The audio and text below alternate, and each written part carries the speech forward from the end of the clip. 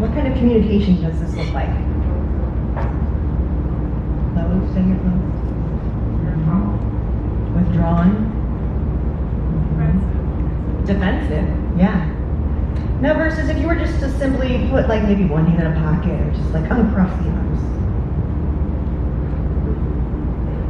How does that look? What kind of communication can they have there? More open? Chill. Like we can vibe together right now. Hang out? Yeah. A little more cozy. Like that. Okay. Now if you can both start fidgeting, glancing at other things, tapping your fingers, tapping your feet, what happens in this kind of dynamic? There's a little bit more fidgeting. What kind of communication do you think they'll have here? Awkward. Anxious.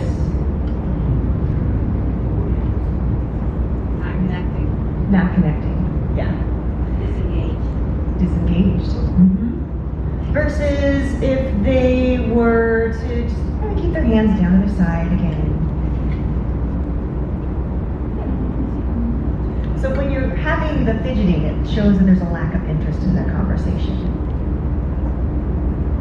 So then also being aware of the other person's body language, as this can provide cues and clues to how they're feeling or how comfortable they are in talking with you.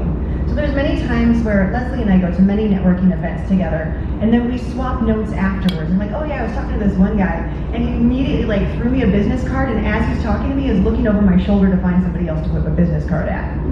And to us, it's like, okay, you have fun, sir. And we just move on to our next person to connect with. Versus if you were to talk with me first, right, and have a conversation, we're talking, I'm also paying attention to the feet. That's where I usually look to see if they really are in this conversation with me. If they're like this, facing away, kind of looking at me, and they're like, and they're looking over here, and I'm like, dude, never mind. So if you want someone to have that conversation with you, you want them to be with you, right? So paying attention to what those nonverbal cues are.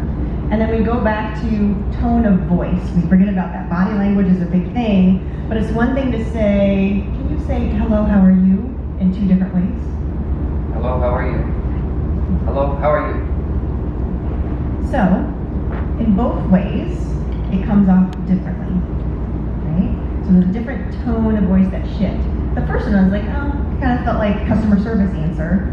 And second one was like, oh, there's a little bit more, I feel like I want to step forward.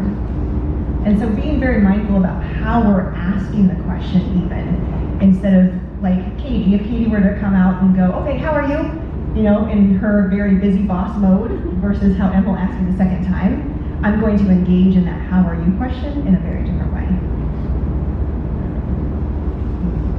All right, let's practice. So if I can have one of my other actors come up so you guys can take a break. And we're going to practice nonverbal communication.